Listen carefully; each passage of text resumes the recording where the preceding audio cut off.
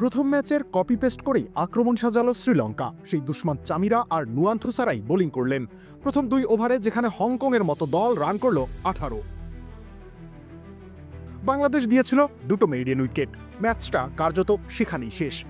পার্থক্য এটুকুই যে বাংলাদেশের বিপক্ষে প্রথম ওভারে বোলিং করেন থুসারা, হংকংয়ের বিপক্ষে প্রথম ওভার করেন চামিরা, কিন্তু বোলার দুজন একই। ঠিক একই পরিকল্পনা নিয়েই হংকংয়ের বিপক্ষে বোলিং শুরু করে শ্রীলঙ্কা। সেই পরিকল্পনায় বাংলাদেশ খাবি খেলেও দিব্যি রান তুলে ফেলেছে পুচকে হংকং। হংকংয়ের বিপক্ষে ডুপ্লিকেট কাউকে নামায়নি শ্রীলঙ্কা, কিন্তু ফলাফল 2 রকম। এখানেই শেষ নয়। তৃতীয় ওভার শেষে বাংলাদেশের স্কোর ছিল 2 উইকেটে 4 রান আর হংকংয়ের বিনা উইকেটে 31।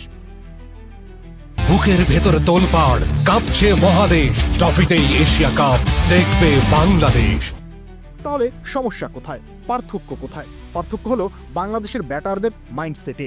বাংলাদেশ নিজেদের দুর্বলতার সুযোগ দিয়েছে শ্রীলঙ্কাকে, আর হংকং নিজেদের দুর্বলতা আর শক্তিমত্তা বুঝে খেলেছে।